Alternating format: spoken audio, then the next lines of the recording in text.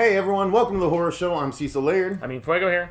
Derek Harron. And this is a new episode of our vlog, you guys. And the reason I wanted to do this is because we got to do something really cool this week. And not only did we get a review out of it, but I wanted to talk about our overall experience at this night. Because I think it's worth notating in the history of the show. Quite frankly, for me, in retrospect, I'm like, I really got to meet one of my heroes, and I didn't let the weight of that sink in the night of, you know. Happened a little more so afterwards. It did. Just like, it wow. really did. I was like, that was really fucking cool, and I need to make sure that I document that because I don't want that experience to just be fleeting. Yeah. And that is when we got to go see this, you guys. We went to the tour screening of Victor Crowley, written and directed by Adam Green, otherwise known as Hatchet 4, because it was a direct sequel. And you guys can see, I'll link to the video at the end of this one, but we did a full review of Victor Crowley the night that we saw it. We all enjoyed the hell out of it. Yeah, it's fun. I have Hatchet 1, 2, and 3 there for Fuego to borrow so he can finally see 2 and 3. Then Dirk, I think you should do it too, and I think we should review all of them. Yeah. Brittany watched them all. She enjoyed them all too, so... except for Victor Crowley, she hasn't seen that yet. But I wanted to talk about it because the coolest thing about this showing is that the director and writer and creator of Victor Crowley, Adam Green, was not only in attendance, but he did a Q&A afterwards, and then after that he did a meet and greet, which was completely unexpected for me. Well, he also talked before the movie. Yeah. too, I was which- going to mention that as well. He was so... He bookended it Yeah, wonderfully. he really did. It was just an overall awesome night. So we're going to talk about that, you guys, for this vlog. And one of the other cool things that happened that night that I wanted to let everyone know about, rather, is we got to meet Sinister Cinema Reviews, who is a really Shout cool out. channel. Yeah. And he's an awesome guy that does regular horror movie reviews. In fact, he does more regular reviews than we do because that's what he does. He's Sinister Cinema Reviews. So I think he just put up a Jackals review. Yep, he I did saw a that. different review the day before that. He did Victor Crowley. He did Better Watch Out because he hung out in Phoenix to do that. But he came over and introduced himself. He said he's been watching the channel for a while. I had spoken to him a couple of times via Facebook or YouTube message or whatever, but he made sure to introduce himself because he was down from Tucson, I believe he said. Sedona. Thank you. Yeah. Okay, thank you. I knew I was... As soon as I said Tucson, I was like, no, shit, he said wait. Sedona, didn't he? Because he has the Red Rocks, yeah. Yeah. But anyway, he was a really cool guy, Very and much you guys so. should go follow him. He's a newer channel, but he's already doing really well with his views on some of his reviews. So. I love his background, man. It is just... Lots of people do just the walls and walls and walls of DVDs, but his is very, very impressive, I gotta say. Yeah, big. so check him out. But let's talk about Victor Crowley and, well, not Victor Crowley, let's talk about Adam Green. Yeah. Fuego, why don't you tell them what he was doing before the movie? But before the movie, one thing to keep in mind is that Adam Green is not at every single one of these stops where they're showing Victor Crowley. He's only doing specific selective dates. And so originally this was supposed to be the first date of the tour, and then they just added a bunch more, which I honestly wasn't upset about because this is a movie that more people need to see. We want to see more money going towards, as he alluded to, maybe more entries after this. He did more than divulging allude too much. to it. Yeah, we're going to talk about what we talked about. We will yeah. get there. I mean, I just didn't know how much we were dancing upon and whatnot. But just having him in attendance and, just taking the time, and even I've been to so many Q&As, especially with, between Comic-Cons and different conventions and places like that, where you can tell the person is really just ready to get out of there.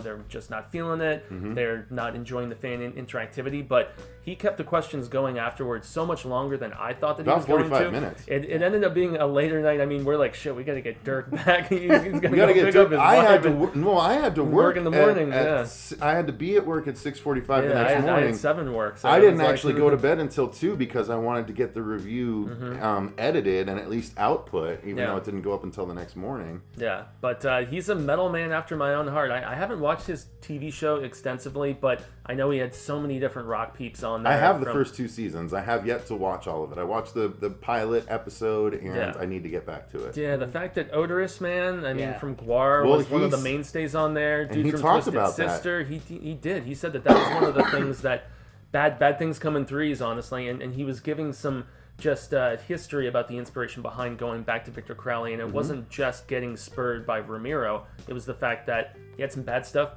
happen in his life, and he felt like he was in kind of a creative funk, and he lost a friend, his marriage was, crumbling, and he was about to get divorced and stuff, and so it's tough when you have so much negativity around you to maintain creativity, but you need to harness that energy and put it towards the art that you've already done if you're a creative person. And as this movie, I mean, it was funny when he was describing how much of his experiences went into it that he wasn't cognizant of at the time. He was just working.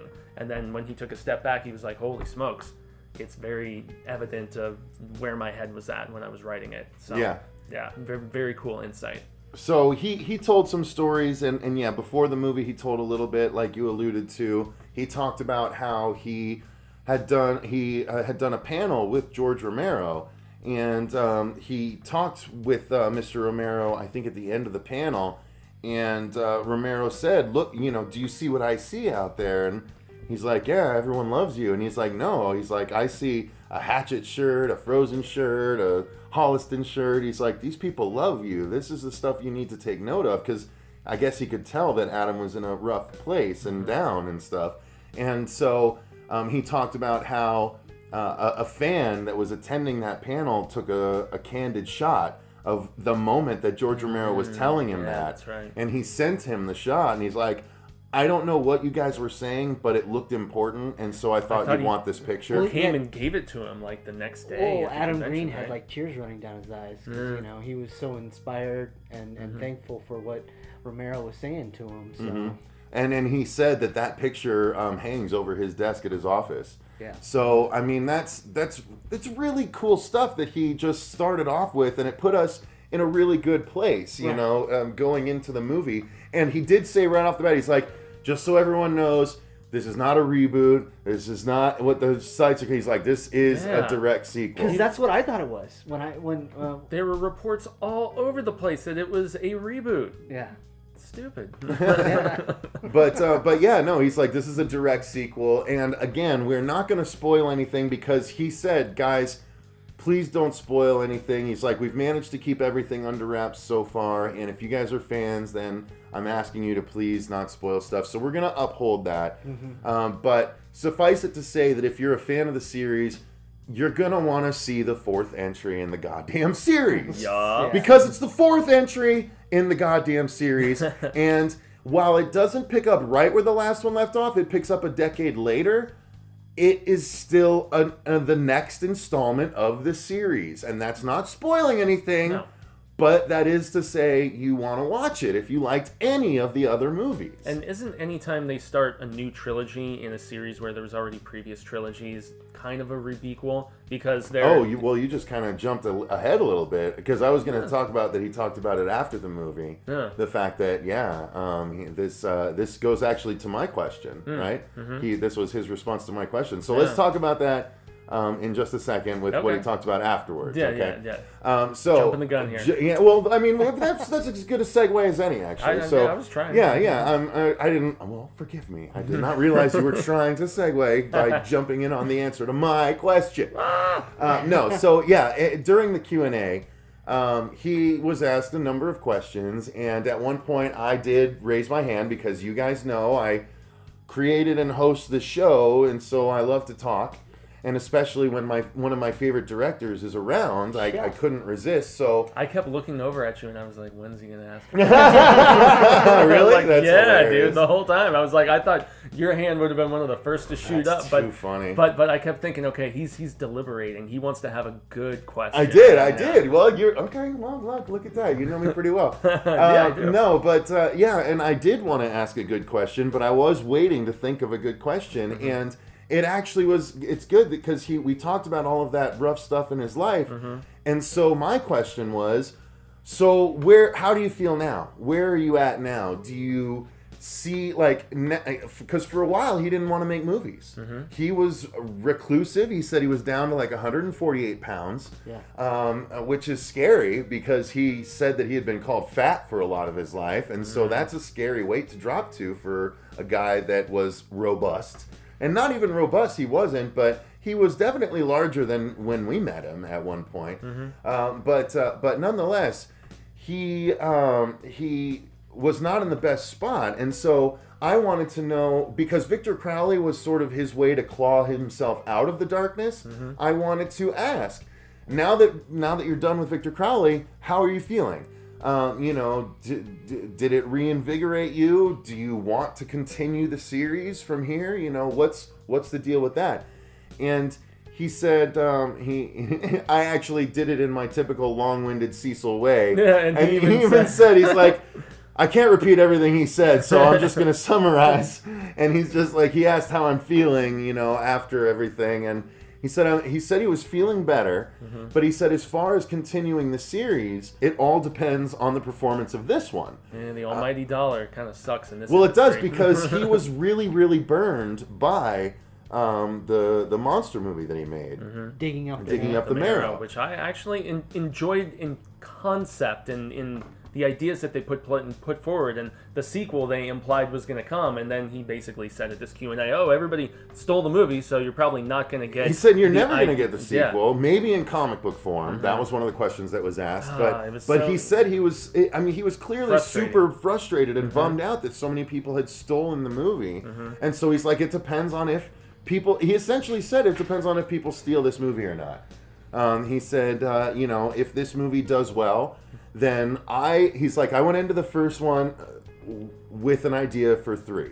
He's like, I had a complete trilogy story arc in mind when I went into the first one. And he's like, and I approached this one the same way. Which he's I thought like, was I cool. have a new trilogy in mind. And we're ready to sort of do it, but we have to make sure that it's going to work and people are going to want to pay for it. So, that being said, go and seek out this movie and support it, you guys, in any way you can, so we can get more of them. But yeah, so that led to... So that's how he answered my question, and it was really cool. And Fuego, I believe you asked the question too, right? I asked the question too, and I was basically trying to confer, what the status of release was going to be for this film, because he talked about a couple controversial scenes in it. Can't really say what they were. There was one that's a comedic scene, and there's another that's a kill scene. And Dark Sky Films was like, we invested in this, and we're thinking that these need to be cut. And so my inference was, I was like, well, are you thinking about trimming these scenes because you're going to do a full theatrical at some point, even if it's a limited engagement? And he was like, no, this tour is the theatrical engagement, and it's eventually going to see other release afterwards. And so I'll be adding it to my Blu-ray collection, especially after I just got Hatchet 3 from Horror Pack. Yeah, shout out to Horror Pack, man. Awesome stuff. Check them out. But it's just, you could kind of tell there wasn't so much a jadedness or a bitterness, but you could tell the guy's been burned by the industry and has frustrations about how things have shifted in the digital age with models like Netflix and stuff like that. And he actually pulled the curtain back a little bit, right, Dirk? And he was just like, yeah, Netflix isn't all it's cracked up to be. I mean, you you were real surprised at part of that. I heard you gasp, I thought. Well, yeah, it's kind of surprising that, the people that make these films, they're not getting any residuals from Netflix. I assume that what they do is that they make sort of a deal with Netflix to show it for so long, and then if it does well, then maybe they'll sign another contract to pick up the movie again.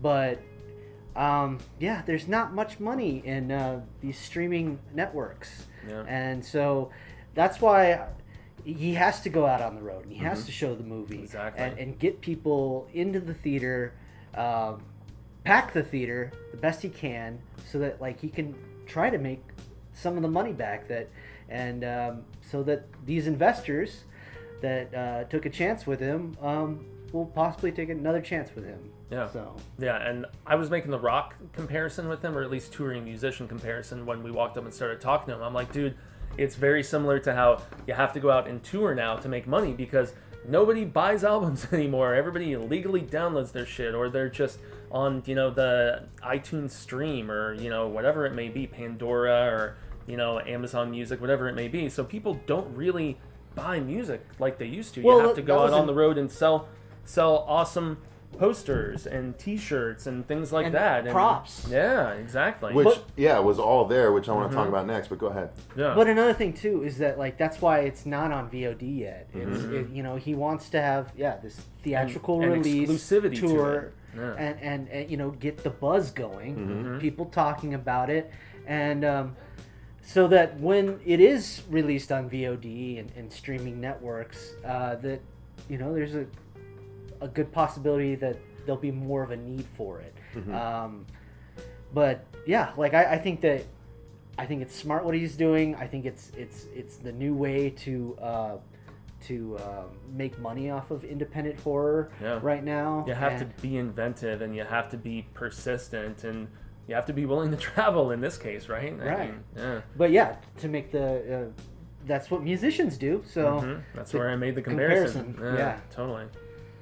And I wanted to mention, since you brought up the poster, this was the limited print that they had available only to the people that go on the tour, along with a couple of other really cool props, of which I did get. Which is exactly what bands do. I mean, I've been to so many Tool concerts where they're like, you can only get this poster on this tour, on this tour date, blah, it's blah, super blah. cool because Adam Green not only signed it, but he wrote something that says, "To the horror show, Victor Crowley loves your show." And you know what's even That's funnier? really freaking awesome. Neither Dirk nor I, because we talked about this right before we started filming, realized that's his head. Oh, you didn't realize? I didn't know. I was like, whose head is that? Yeah, it's Adam Green's. And just as a proper shout out, this illustration was done by Cody Shibby. Cody Shibby rocks, huh? He actually reached out, he or she reached out. Oh, yeah, we know. I don't know, and I don't assume anymore. We shouldn't. Reached out, said, "Glad you liked the print. It was so fun illustrating it." And I actually suggested that maybe we do a Skype interview with the artist. That might be kind of fun to do. Love doing those. But proper shout out because the poster is amazing, Yes, and it's going to be on the background of our reviews in the very near future as soon as I get a frame for it.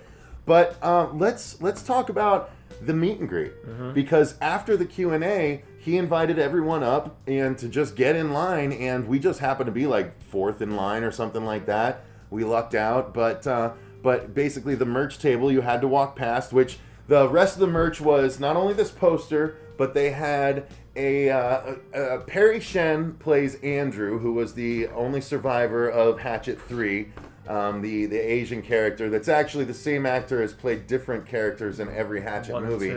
Until this one where he played the returning character who 10 years later has written a book about the ordeal in Hatchet 3. Embellished a little bit. Exactly. So they actually, the director and writer Adam Green, with the co-writer that they mention in the movie, actually wrote this book.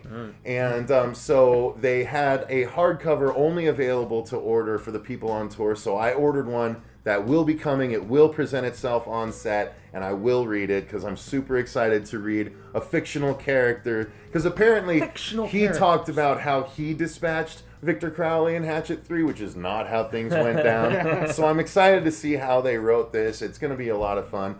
They also had a replica Hatchet prop made from the original mold from the movie. Weighted and everything. $125 though. Couldn't quite afford that. Yeah. And then $145, I think, or $125 replica skull of Victor Crowley from Hatchet 3 when he gets melted down by his daddy's ashes at the end of the movie, and he's just a skeleton and his skull is just sitting on top. It was a replica of that. Now the thing is, when you bulk at those prices, keep in mind that he said the actual effects team behind the film are the ones who are making these props. Reason to balk and at it's those like prices. it's like 3 to 5 days for them to make it, and then they'll send it to you. If I had been 2 weeks further into my new job, I would have gotten one of everything for damn sure. Yeah. And then there was one other doll that is actually in Victor Crowley, in the film, and it's a replica doll that you could have gotten as well. So I got one. I wanted everything, but so as you walk past that, you see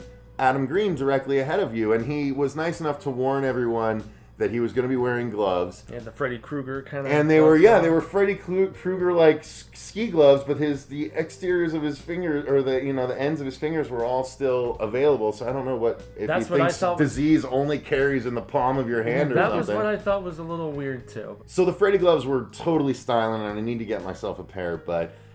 finally it was our turn to actually walk up, and you guys were nice enough to let me walk up first. Yeah. So I put the poster down. I told him how much I really appreciated his work, how much I loved the movie, and I told him I've been watching his stuff since the first Hatchet, pretty much. I think I discovered it after Hatchet 2, actually, but nonetheless, I told him that I love Frozen so much, and that you mentioned the scene. I did. I mentioned the scene that Frozen has the scene that I remember ever crying to the most of any movie I've ever seen. And I was like, the scene. He's like, the dog. And I was like, he did. He knew instantly. I was like, yes, man, yes. And he's like, that scene. He's like, that was that actress's audition scene. And it was the first person who read too. It was so cool. He went into a whole story. Like, he was really generous with everybody's that time. Was coming up to get it, like yes. we were fourth in line, but it time. still took about 20 minutes to get to us. Yeah. Like, that's a lot of time per person, right. Yeah. And so, he told the whole story about how he's like, yeah, she was actually our first audition, and she came in and she performed that scene, and I was like, oh my God, that's the girl. And they're like, no, you have to watch other people. You can't just do that. He's like, so I watched 2 days worth of auditions, still ended up giving it to her because she blew it away so much. Well, they were saying that the producers wanted a name. Yeah. Oh, that's right. You're right. They did a cast name the that name. they wanted, and but fought for it. But he knew that she wouldn't be able to she deal wouldn't with sit the cold. in the chair. Yes. In other words, Yeah. and the because cold they had to conditions. sit up in a ski lift Where in order there's to film the no movie. breathing going on because it was all fake, right? No, and that's the other thing. Yeah, he talked about that in one of the stories during the Q&A about the breath going away in Frozen. Yeah. So, but yeah, so he told me this whole story about the girl and how it was so, and I was like, man, that's so cool. And he let me talk to him about how I'd created my own sort of 80s throwback slashers because I was sort of inspired about how you can do that in a new day and age, the way he did it. So Victor Crowley is definitely an inspiration for Bracer. Like, I would absolutely be lying if I said there was no influence there, because the fact that he created an 80s slasher in 2005 or 8 or whatever it was. 7? 10 years before, he said they filmed in 06. So no, he said he filmed in 05, so the first one was 07. And then the next one was 5 years later in 2012. Yeah. And then 13 or 14 is when they did the next one. But just in an era where the slasher film had kind of died off, I mean, they weren't still making, I mean, I guess there was the Halloween films that Rob Zombie was trying with in the mid-2000s, but the Jason remake didn't work, the Freddy remake didn't work, and so, I mean, people were kind of thinking, this isn't lucrative, these 80s and early 90s icons, like, yeah, whatever. But the fact that he did it and made it successful is awesome.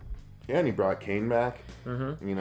It was just a really and then awesome there was also a couple of other people that are from horror movies, like Felicia Rose.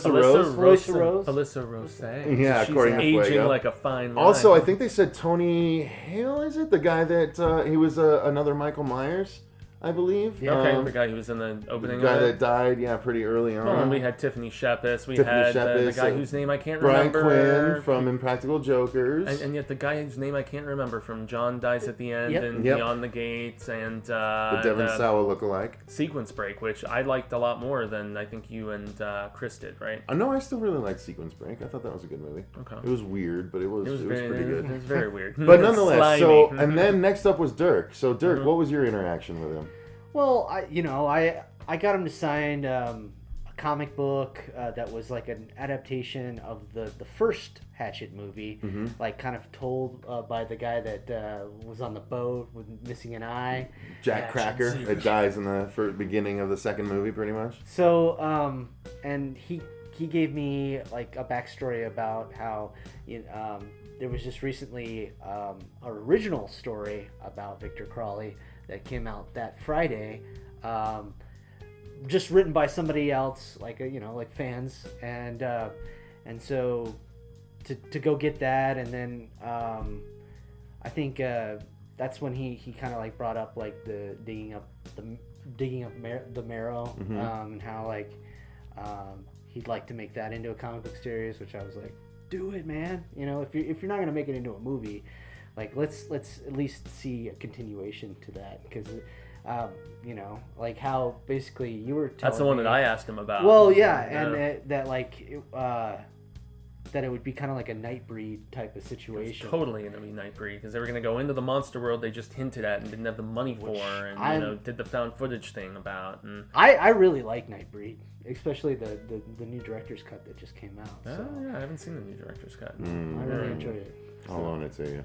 He doesn't seem that enthused. Maybe I'll give it to you. Well, I don't know. I thought there was a better edit of the movie. So, but I love all those monsters in that movie too. So, and lots of good practical. One thing about Adam Green was that like the only other movie that he's done that I saw was the first Hatchet.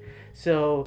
Like just seeing how down to earth he was, down to earth, and and like also just telling us about the industry, since a lot of directors are kind of scared to do that because they don't want to step on any toes.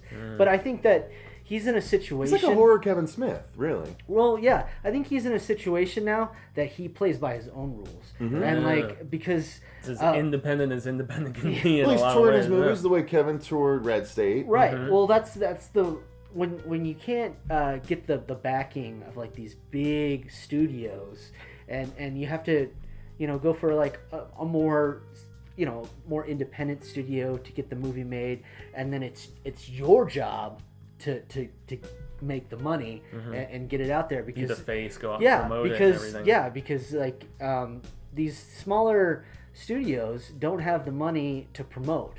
They don't have the money to like do the big trailer promotional push and everything. And sending all the actors out on tour to talk to all the different people to like and critics so that they can promote the movie. He's got to do it all himself. So I just hope that he does really well on this tour. It seemed like he was telling us that he was selling out theaters, and I really hope that there's a Victor Crowley 2. And another thing too is that like since he was just so nice, like I really want to go back and see all the other movies that he's done. Like I've never seen Frozen. I just want to support the shit out of the guy now. Frozen's like great. Really, So, Frozen's amazing. Yeah, I can love it too. I Before you leave, love that movie. Remind me. Sweet. Yeah. You take the Hatchets. You take Frozen. There you go. Yeah. Hey, you can take Digging Up the Marrow too. Oh wait, did you watch that? No. I Oh haven't yeah, seen you it. can take that too. Yeah.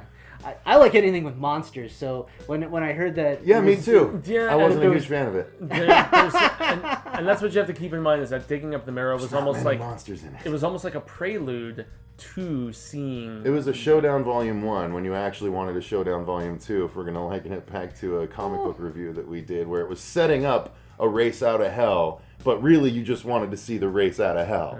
Well, I don't know. Like Jaime, you were saying that like you thought that the idea.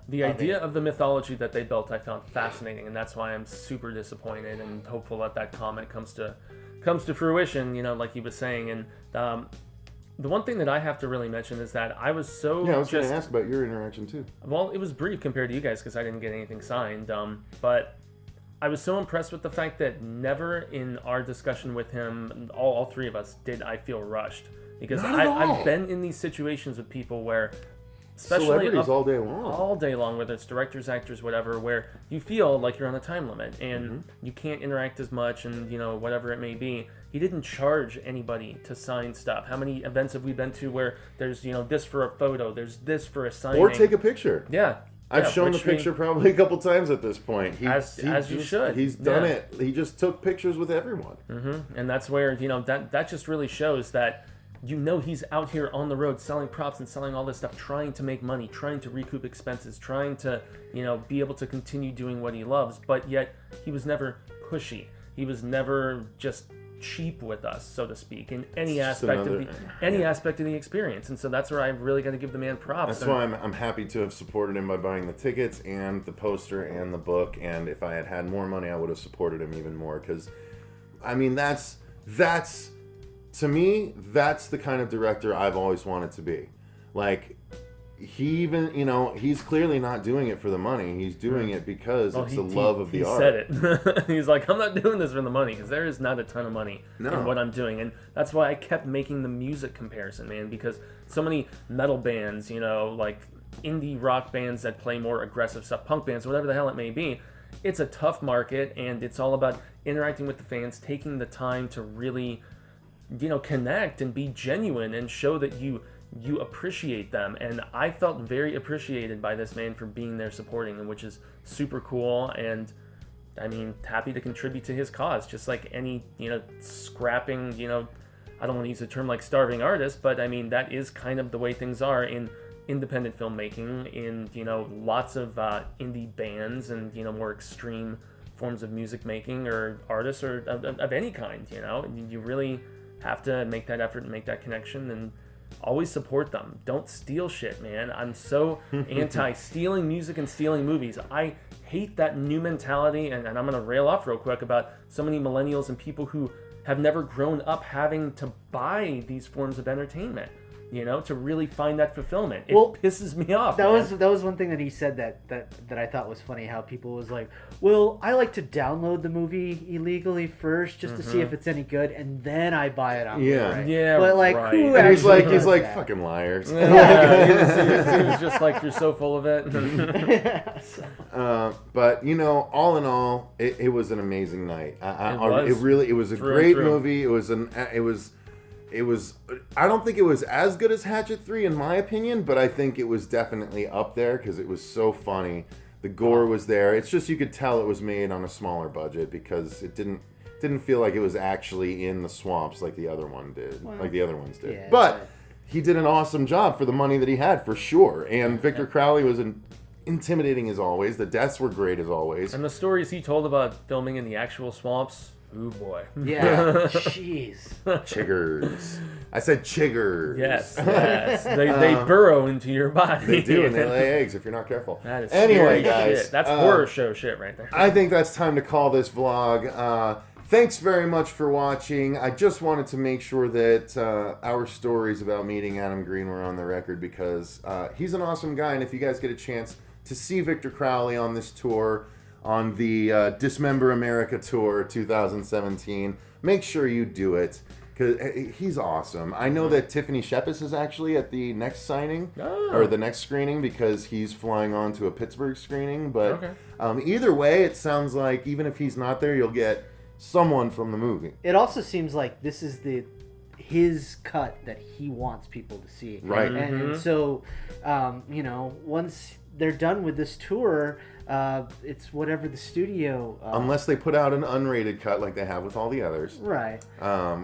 But yeah, if not, then this is the only way to see the full movie. Yeah, nonetheless, the trimming that we alluded to earlier. So this is your chance, guys. Support this director. He's really worth it. Absolutely. So thanks very much for watching. Until next time, I've been Cecil Laird. Gracias, Jaime and Fuego. Dirk Harron. And remember, stay scared. Support Adam Green. Yeah.